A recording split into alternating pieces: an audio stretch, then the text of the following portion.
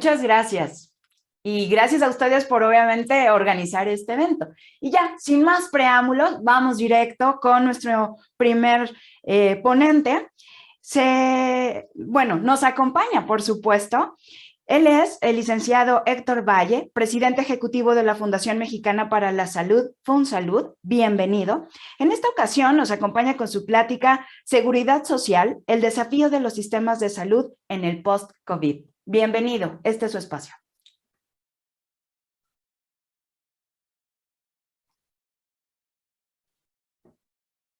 Muy buenos días a todos ustedes. Un gusto realmente el poder compartir. Marimar, muchas gracias por la presentación. A Carlos, a Franco, un gusto estar hoy aquí con ustedes. Sin duda, uno de los retos importantes cuando hablamos de la pandemia es precisamente la discusión de qué está pasando con los sistemas de salud en la pospandemia. Y creo que uno de los temas importantes es la reflexión de que precisamente la pandemia lo que hizo fue mostrar realmente la problemática que ya teníamos. Es decir, evidenció las problemáticas de los diferentes sistemas de salud a lo largo de la región, pero también a nivel mundial. Lo único que vimos es que aquellas problemáticas que traíamos como sistemas de salud se manifestaran de manera importante. Por ello haré un repaso de cómo nosotros lo vemos, de dónde están los retos y lo más importante, en petición de lo que me encargaron Franco, Carlos y Marimar, era explicarles precisamente qué creemos que sigue, qué pasó y cómo deberíamos de trabajar para resolverlo. Déjenme empezar diciendo que deberíamos de pensar que en el caso de México, que es el ejemplo que utilizaré hoy, el reto ha sido precisamente cómo se encontraba el sistema de salud. Un sistema de salud que ha visto en los últimos años una transformación importante, dejando atrás una población joven para pasar a ser una población adulta. Es un sistema que antes de la pandemia ya comenzaba a mostrar que dejábamos de ser una sociedad que atendía jóvenes o niños muy pequeñitos y comenzaba a transformarse hacia atender adultos y adultos mayores. Esa transformación es una transformación fundamental. Es una transformación que cuando lo vemos desde un sistema puede y llega a tener altísimos costos.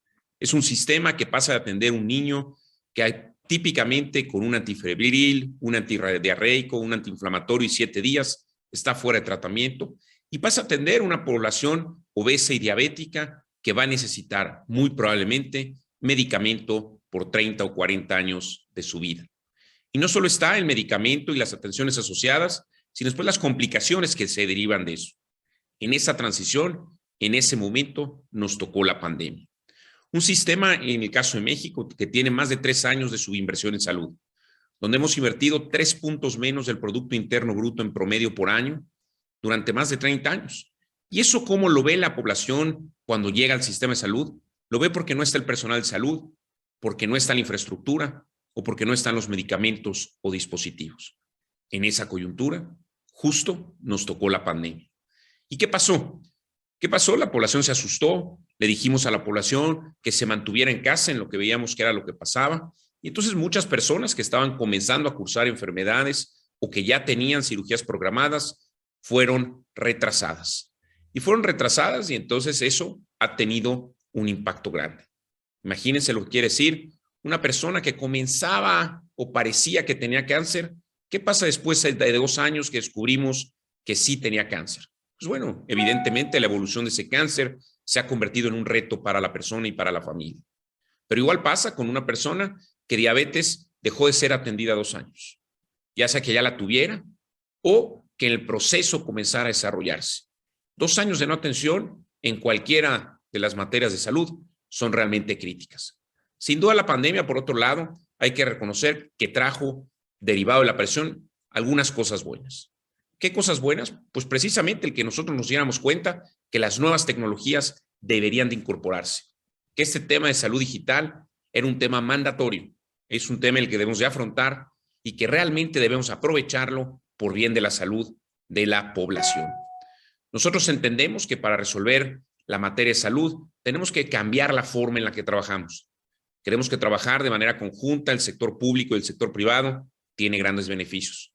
Durante la pandemia, en el caso de México lo hicimos de manera realmente positiva, con un acuerdo precisamente entre el gobierno y los hospitales.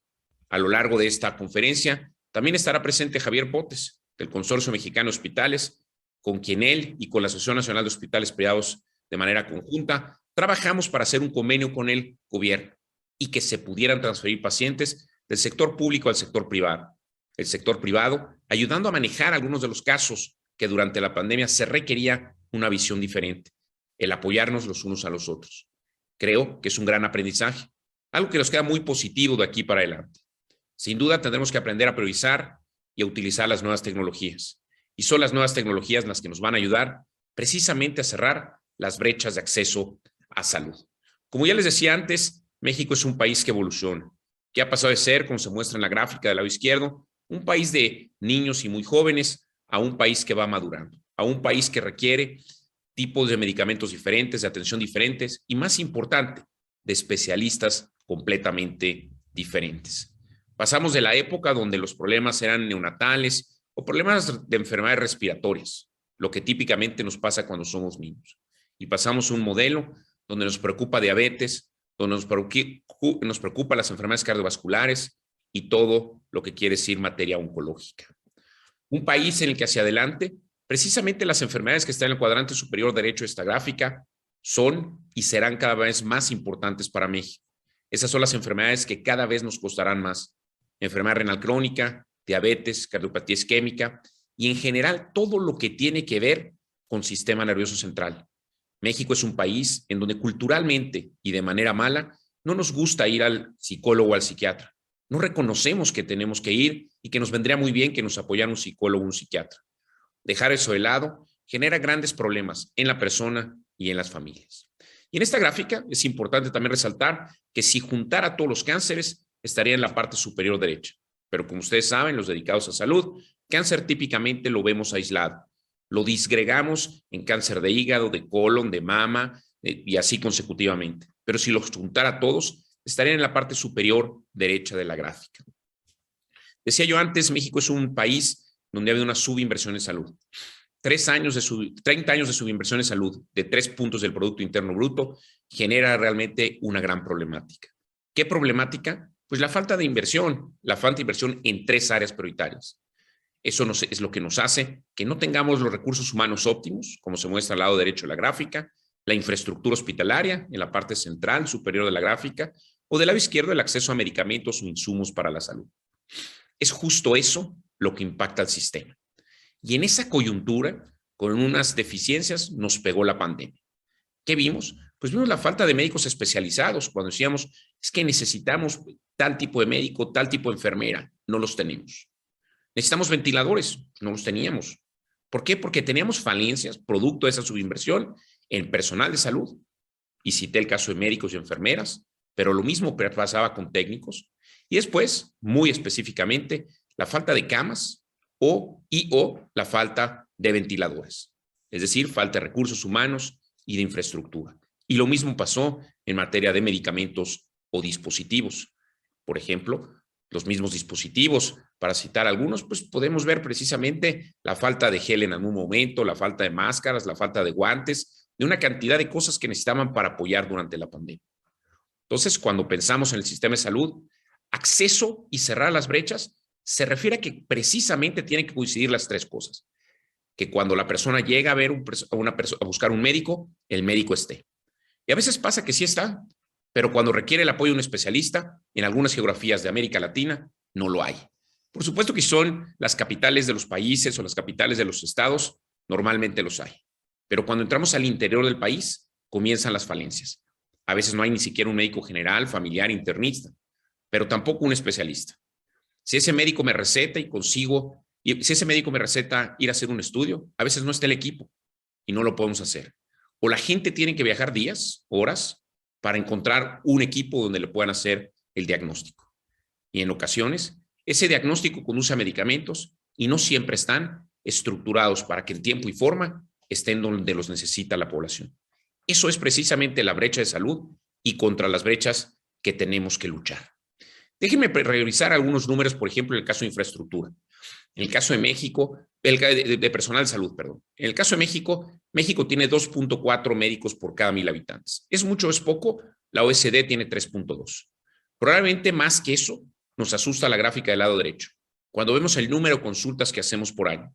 México es un país en donde realmente vamos pocas veces al médico y solo vamos cuando nos duele algo. No hacemos prevención, no nos cuidamos, no vemos por nosotros, sino vamos hasta que ya tenemos el problema. México, como ustedes saben, es un país que tiene un tema importante en diabetes, lo mostré en las gráficas anteriores, y también de temas que requieren cardiólogos. Observen lo que pasa en la gráfica. Ya había dicho antes, nos faltan médicos, pero lo más importante, nos faltan médicos de las especialidades que requerimos. En este caso, pongo los cardiólogos señalados, donde hay 1,821 cardiólogos en el país, o los endocrinólogos, donde hay menos de 800 en el país. México es un país que tiene entre 12 y 14% de la población con diabetes. Imagínense cuántos pacientes tendría que tratar cada endocrinólogo si se tuviese que hacer cargo de todos los diabéticos del país. El reto es sustancial, pero eso sí, somos un país que tenemos muchísimos pediatras.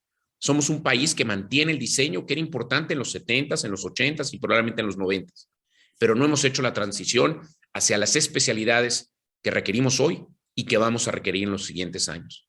Hoy deberíamos estar pensando en formar muchísimos cardiólogos, endocrinólogos, geriatras, psiquiatras, algunas especialidades que no tenemos, oncólogos y oncólogos en sus diferentes especialidades. No lo estamos haciendo. Tenemos que cambiar la manera de pensar respecto al personal de salud. Y ya dije, tenemos un problema de cantidad de médicos y también de especialidades.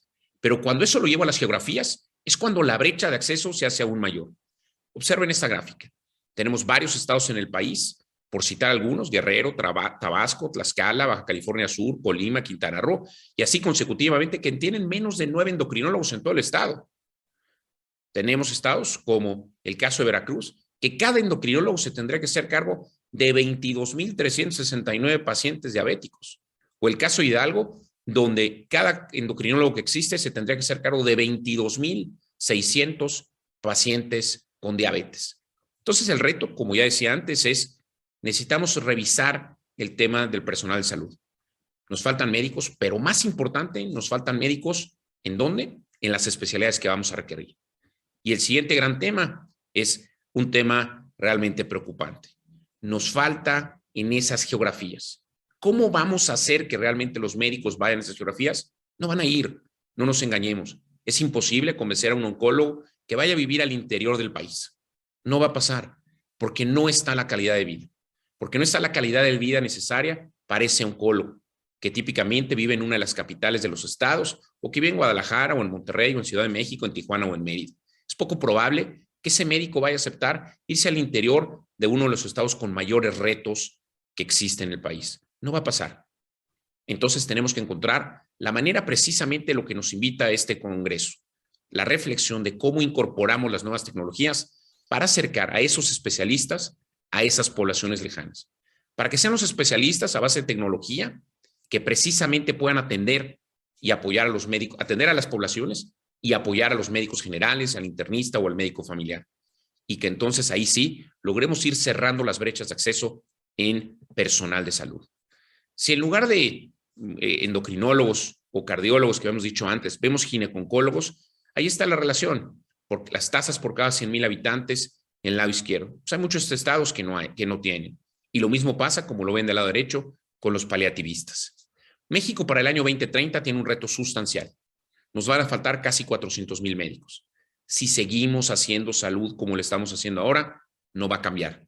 Tenemos realmente que transformar la manera en la que lo hacemos. Hablé hasta acá de médicos. Y solo para hacer una breve reflexión, cuando pensamos en enfermeras, para el año 2030 a México le van a faltar 800,000 enfermeras. Por lo que este reto que vemos en médicos es igualito en el caso de las enfermeras. Realmente tenemos que trabajar de manera diferente el cómo hacemos salud. Cuando pensamos en infraestructura, México es un país que tiene una cama por cada 1,000 habitantes. ¿Eso es mucho o es poco? Pues la OECD tiene 4.4. Es decir, el reto suena grande. Para el año 2030 vamos a necesitar casi 300,000 camas. Y cuando hablamos con los expertos en ambiente hospitalario, nos dicen que cada cama vale $1,000,000 en el ambiente intrahospitalario. Eso quiere decir que un hospital de 30 camas vale más o menos $30 millones.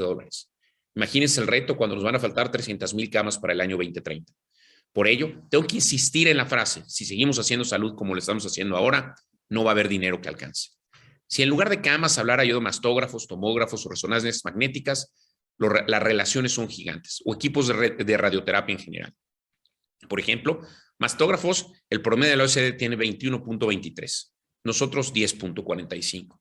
Es decir, el reto es importante. Entonces, esos mastógrafos, cuando lo vemos, aparte tienen una distribución completamente diferente por cada geografía. Arriba encuentran la Ciudad de México y abajo encuentran Campeche. Una persona que necesita un mastógrafo, pues imagínense el reto si está en Campeche, Chiapas, Zacatecas o Guerrero, a diferencia de si está en la Ciudad de México o en Aguascalientes. Eso va haciendo que las brechas de acceso a salud en las diferentes áreas son realmente complejas. Y es importante, como lo muestran las gráficas, que son muchas brechas. Cada enfermedad tiene su propia brecha de acceso, porque cada una tiene retos diferentes. En ocasiones, algunas faltan los especialistas. En otras sí están los especialistas, pero no están en la infraestructura. O sí está la infraestructura, pero no están los especialistas y no están los medicamentos. Es decir, cada una tiene retos importantes. Por eso, en la Fundación Mexicana para la Salud hemos trabajado mucho en navegar a los pacientes. En la conducción de la doctora Elis Bautista, actualmente estamos haciendo un trabajo que se llama Código Cáncer, en donde estamos viendo qué pasa con la navegación de los pacientes. Hemos encontrado pacientes que en materia de cáncer de pulmón, en un trabajo hecho junto con la doctora Bautista y el doctor Arrieta, hemos encontrado que llegamos a ver pacientes que demoran hasta 7 años en tener atención. Debo decir que cáncer de pulmón durante la pandemia es la única enfermedad en la que descubrimos que el tiempo de diagnóstico se redujo. ¿Por qué? Porque había personas a las que se les pedía una placa y al hacerles la placa, lo que se descubría era que no tenían COVID, sino realmente tenían cáncer de pulmón. Pero todas las demás enfermedades fueron sufriendo rezagos importantes. Si en lugar de mastógrafos hablamos de tomógrafos, pasa lo mismo. Hay faltas importantes. Si una persona necesita hacer uso de un tomógrafo por indicación médica y se necesita que pase por ese tomógrafo, pues no es lo mismo si está en Querétaro o en la Ciudad de México que está en Chiapas, Zacatecas o Oaxaca. Los retos otra vez van a variar por geografía. El PET-CT, vean nada más el reto que tenemos en el país. Hay muchísimos estados donde no hay PET-CTs. Curioso también encontrar que Querétaro es el que tiene la mejor distribución. Entonces hay que pensar realmente cómo hacemos salud. Si seguimos haciendo salud como lo estamos haciendo, no va a funcionar. En caso de acceso a medicamentos, lo que vemos es que dependiendo los países, tardamos diferente cantidad de tiempo en tener acceso a medicamentos. En el caso de México, como ustedes pueden observar, una parte pasa cuando pasa por los sistemas realmente por la COFEPRIS. Después el siguiente es la entrada precisamente al compendio, a los cuadros básicos y realmente a la disponibilidad de cada uno de los sistemas, que el medicamento realmente esté disponible en tiempo y forma. Vivir en México, comparado con Brasil, el Reino Unido, Japón, Francia, parecería que tiene desventajas importantes. Al menos un par de años de tratamiento para tener la capacidad de que toda la población tenga acceso. Sin duda, si la persona tiene la capacidad y un gasto de bolsillo que puede ejercer, ese tiempo se ve reducido y en 2 años aproximadamente el medicamento estará disponible. Eso relativamente al mismo tiempo que pasaría en Francia, en el Reino Unido o en Brasil. Pero hay otros que al no tener la capacidad económica realmente se generan brechas de inequidad. Hablamos de la pandemia y los retos de la pandemia. Es importante ver esta gráfica. Del lado izquierdo lo que pueden observar es el consumo de medicamento para diabetes. En el año 2019 consumíamos 135 millones de unidades. En el año 2020 pasamos a consumir 126 millones y en el año 2021 130 millones de unidades. Sin duda, el número de diabéticos no se ha reducido. Como ustedes saben, el número de pacientes con diabetes ha seguido incrementando. ¿Por qué se dio esta reducción? Se dio esta reducción precisamente porque los pacientes dejaron de ir al sistema, dejaron de atenderse, dejaron de ir por su medicamento o llegaban y en ocasiones no lo había. Ese reto es sustancial, nos preocupa mucho. Ese es el ejemplo del que hablaba al inicio. Es el ejemplo de lo que el rezago en el tratamiento, en ir al médico, en ir a diagnosticarnos de manera óptima y tener acceso a los medicamentos va a dejar un costo alto para el sistema. Tenemos retrasos en muchas enfermedades, retrasos en tratamientos pendientes, retrasos en diagnóstico importantes, pero también en esto, en la falta de cuidado de muchas mexicanas y mexicanos. Le hemos prometido a todos un sistema universal.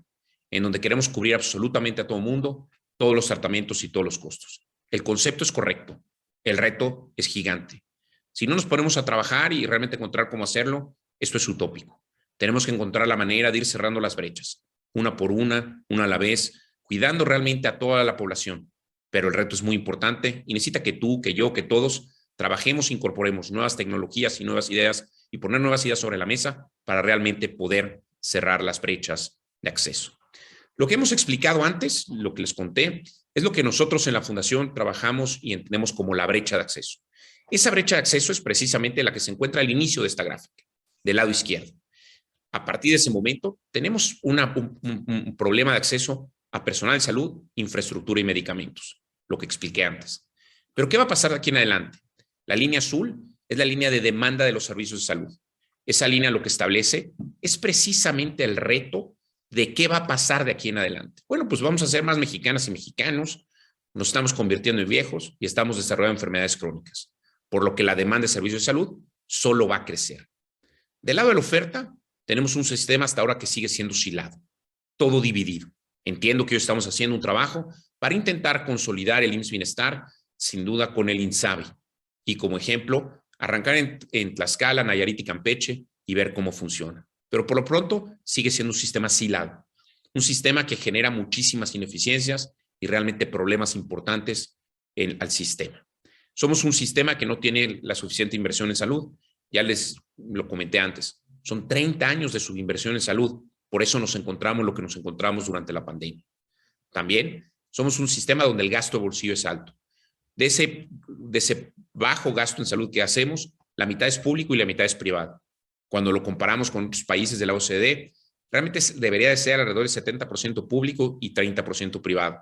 En México no lo es. En México se compensa mucho de la falencia pública con gasto privado. Y así ha sido históricamente. Hemos vivido con eso. Cuando tú vas y pagas tu médico, tú pagas tu estudio, tú pagas tu medicamento.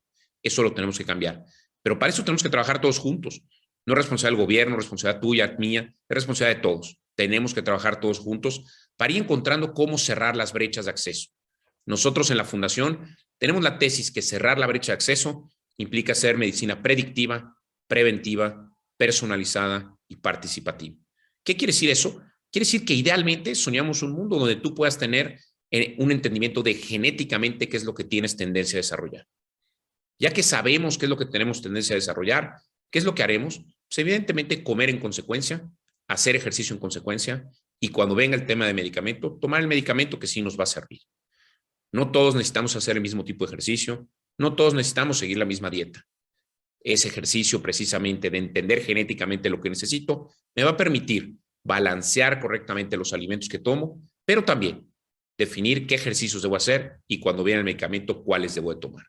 Aspiramos a que sea mucho más participativo. ¿Por qué participativo? Porque yo soy el responsable de mi salud, no es el médico.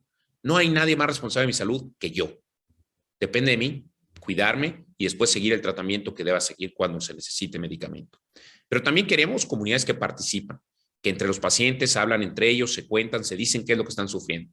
Hay ejemplos muy positivos, las comunidades de fumadores, ¿no? Para liberarse del tabaquismo, los problemas de alcoholismo, en donde los grupos funcionan, pero también en las y los pacientes que cursan con cáncer de mama han funcionado positivamente. Pero también queremos, para efecto de que las tecnologías funcionen mejor, que tú, que yo, que todos aportemos nuestra data. Por supuesto, sin que sea personalizada, sino realmente que esa data vaya cubierta, que no salga mi nombre, que sea realmente protegida, pero que se aporte la data para que esa data nos permita que los grandes sistemas puedan entender qué pasa y qué podríamos hacer para resolverlo. Estamos completamente a favor de los temas de salud digital, de los temas precisamente de inteligencia artificial y de aprovechar la misma para mejorar los sistemas. Desde la Fundación hemos apoyado y seguiremos apoyando la ley de salud digital. Nos parece crucial. En este momento, mientras estamos hablando, está en discusión en la Cámara de Diputados y aspiramos realmente a que pase porque realmente México la necesita. Y es esa ley de salud digital la que nos va a pedir empezar a trabajar para que todos nosotros, ustedes, yo, todos, podamos sumar por el sistema de salud. Del lado de la oferta, creemos que tenemos que tener mayor inversión pública, pero también privada. Hacer muchísimas eficiencias y, como dije antes, incorporar las nuevas tecnologías. Voy a cerrar diciendo que tenemos que cambiar la manera de hacer salud. Si no cambiamos la manera de hacer salud, no va a haber recursos humanos que alcancen, infraestructura que alcance y medicamentos y dispositivos que alcancen. No va a haber presupuesto para esto. Si en lugar de estar hablando de salud, este foro fuera de educación, estaríamos diciendo lo mismo, que falta presupuesto. Y lo mismo si fuera de seguridad. Hagámonos cargo del de salud, que esa es en la materia en la que estamos metidos. Trabajemos juntos para resolverlo. Necesitamos incorporar nuevos modelos innovadores para el manejo de enfermedades y medicamentos. Ahí hay mucho trabajo por hacer. Se necesita la sociedad trabajando de manera conjunta. Y tenemos que incorporar nuevas tecnologías que nos ayuden a cerrar las brechas de acceso y hacer que la gente que vive al interior de toda nuestra región en América Latina no tenga que venir hasta las grandes ciudades. Intentemos ayudarles lo más que se pueda a que parte de su enfermedad sea contenida en su casa, en su geografía. Eso sería muy bueno, sería de gran utilidad. Si fortalecemos el primer nivel de atención, el primer y segundo nivel, va a ser muy positivo. Vamos a permitir a los grandes hospitales funcionar mejor, pero más importante, vamos a permitir a las mexicanas y a los mexicanos estar con un mejor estado de salud. Tenemos que trabajar mucho en materia de prevención. Y sin duda, la fórmula de participación es público-privada. Tenemos que seguir colaborando. Durante la pandemia ya lo aprendimos. Ya aprendimos que la manera de hacerlo era hacerlo todos juntos. Porque México es uno. Es tu México, es mi México, es nuestro México. Así que muchísimas gracias a todos y listo para preguntas y respuestas. Ha sido un gusto estar aquí con ustedes. Así que muchísimas gracias a todos.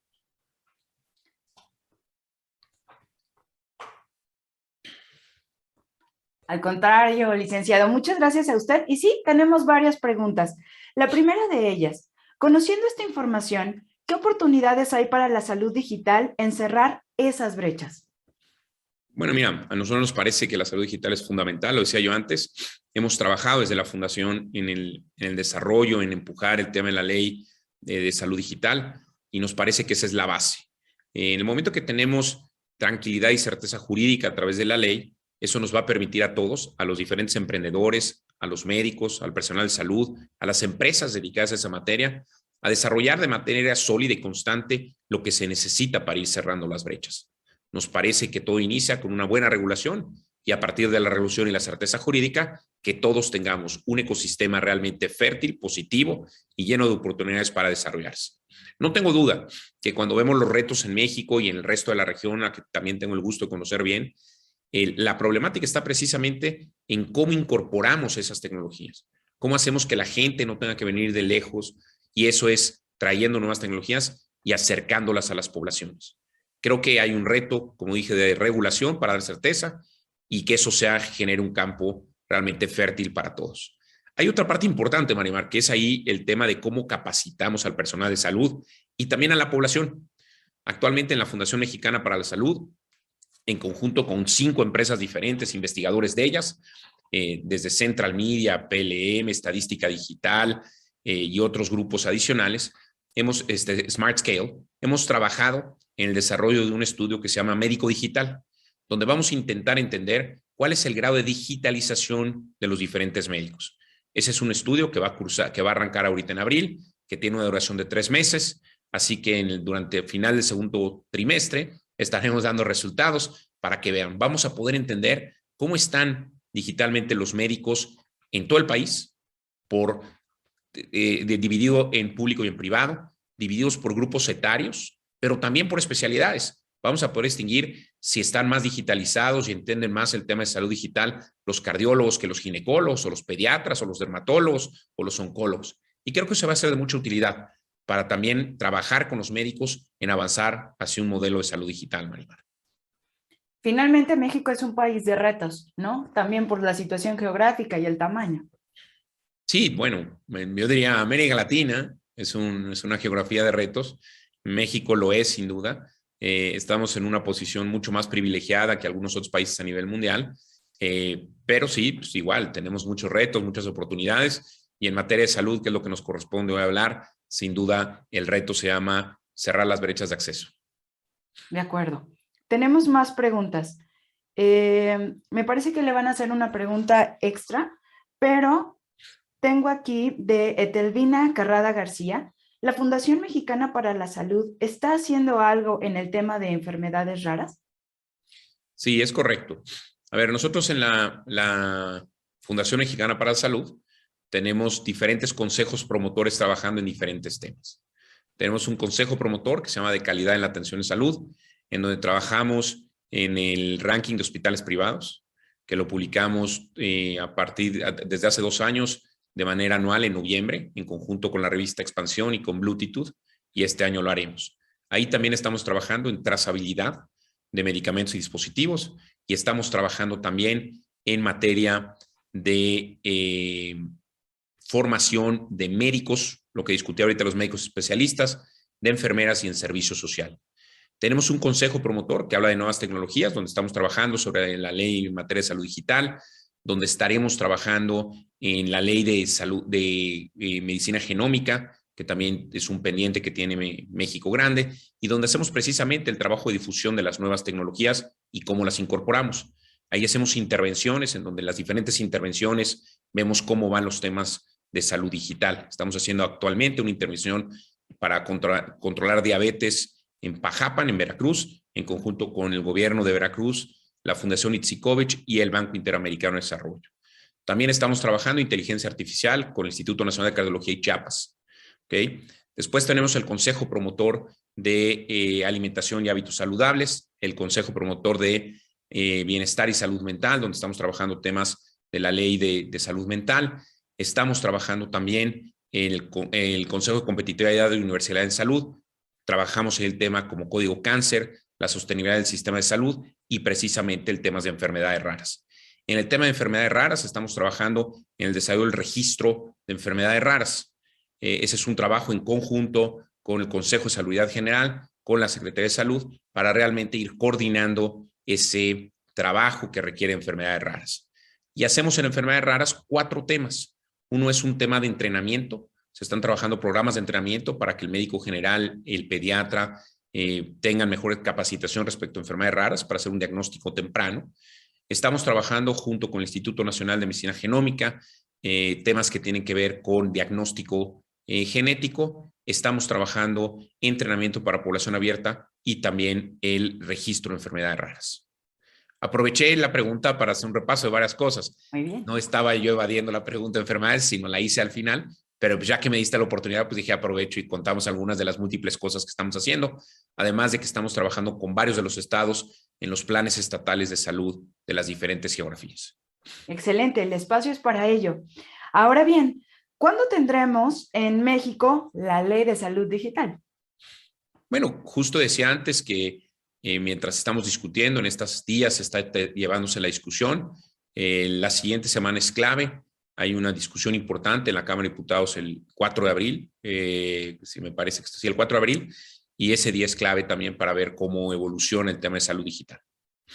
Hay que estar pendientes entonces. Sí, son en los días claves ahora. Está justo en discusión, yendo y viniendo entre los diferentes órganos de gobierno, así como los diputados están en esa discusión. Nos parece que es muy positivo. Hemos notado en todos los grupos parlamentarios mucho interés, en especial un reconocimiento al presidente de la Comisión de Salud de la Cámara de Diputados.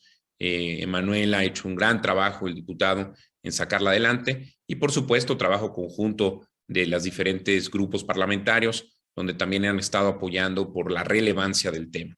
Pero realmente en este ejercicio, tanto Morena, el PAN, Movimiento Ciudadano, PRI, todos están convencidos de que es un tema que hay que sacar adelante por la importancia del país. Entonces estamos muy confiados de que sabrán sacarlo adelante, pues, por la importancia que representa para el país.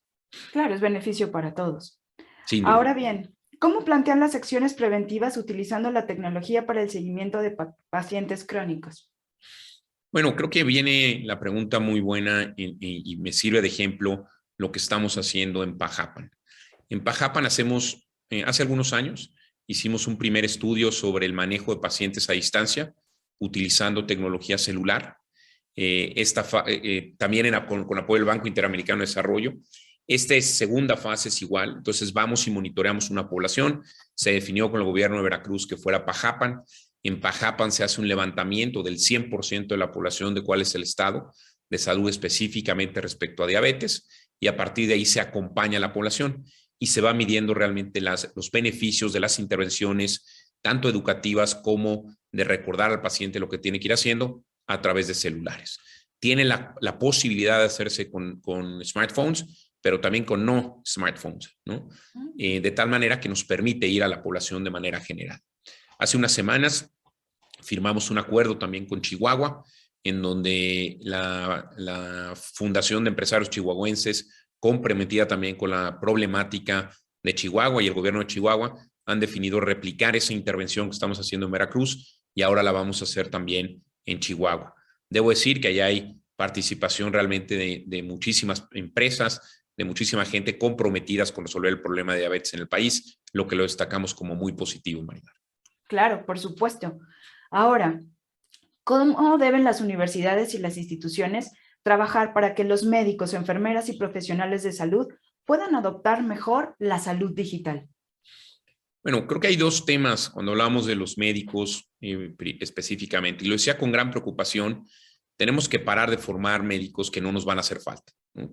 Lo vimos a través de la presentación, hay especialidades que no se requieren y deberíamos ayudarle a los muchachos a elegir realmente las especialidades que vamos a necesitar.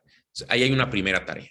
Y una segunda realmente es que en los planes de estudio deban de estar incorporados los temas de salud digital. Lo hemos discutido desde la Fundación Mexicana para la Salud con las diferentes universidades. Lo hemos hablado a fondo con la Facultad de Medicina en la UNAM, en el liderazgo del doctor Fajardo, también con el Tec Salud en el liderazgo del doctor Torre, y así consecutivamente con la Salle y con las demás. Hay muy buena disposición de los diferentes directores de las universidades, pero realmente nos parece que sigue quedando tarea para acelerar la incorporación de estas tecnologías. Las tecnologías van muy rápido y si no las incorporamos de manera oportuna, vamos a seguir sacando generaciones de alumnos, de médicos que no tienen todavía la capacitación. En ocasiones, cuando hablamos de inteligencia artificial, que me sirve de ejemplo, pues vemos cómo los médicos son escépticos, cuando realmente hay ya modelos muy probados, por ejemplo, inteligencia artificial y el tema de imágenes. Hoy la interpretación de mastografías por medio de robots que hacen todo el cálculo a base de inteligencia artificial, pues debería ser un estándar y que ya solamente los radiólogos se apoyen en esas tecnologías para el correcto diagnóstico. Y todavía en ocasiones vemos a los médicos escépticos. Otro caso que nos pasa mucho, Marimar, es en genómica, donde realmente hay un avance muy importante y en ocasiones, porque los médicos no están entrenados, puede llegar un paciente con su propio análisis genético y los médicos no saben de qué estamos hablando.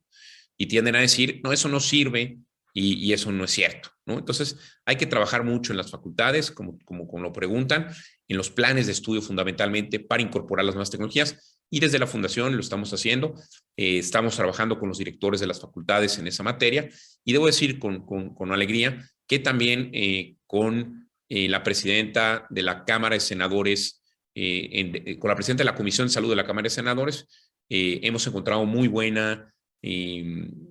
eco en esta materia y ella nos está ayudando, la diputada Valdés, para trabajar este tema. Entonces estaremos haciendo en la segunda mitad del año foros que nos obliguen a revisar las especialidades que estamos generando y la incorporación de las nuevas tecnologías en la formación de los médicos en este país. Sí, es fundamental. Al final la tecnología va avanzando, pero el recurso humano también debe capacitarse y avanzar en ese proceso, ¿no? Totalmente, totalmente. Bien, ¿cómo deben las universidades y las instituciones? No, perdón, ese ya lo hicimos. Hablando de datos, ¿cuál consideras que es la fuente de información más confiable en México? Bueno, creo que la pregunta necesitaría ser un poco más puntual. Hay muchísimas, dependiendo qué tipo de bases de datos estamos buscando, ¿no? Hay información que está en la de GIS, ¿no? Hay información que está en el INEGI. Si hablamos de consumos de medicamentos, pues hay la parte de las licitaciones, pero también hay empresas como IQVIA que tienen data de consumo de medicamentos detallado.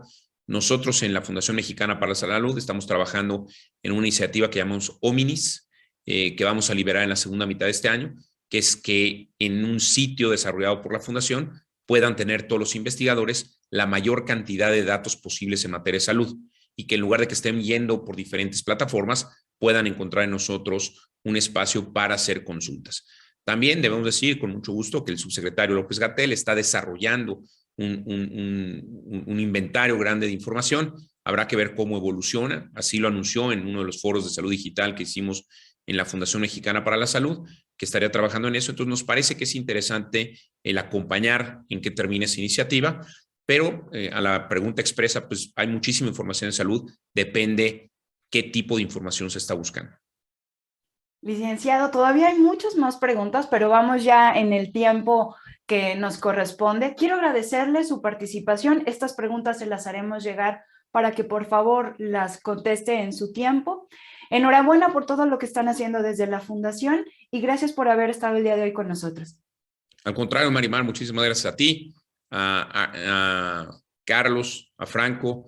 Hay que todos seguir trabajando en materia de salud digital y a todos ustedes que están atendiendo el Congreso, un gusto, y siempre en la Fundación Mexicana para la Salud estamos dispuestos a ayudar en lo que necesiten. Que tengan muy buen día y que sea un gran Congreso. Muchas gracias. Buen día igualmente.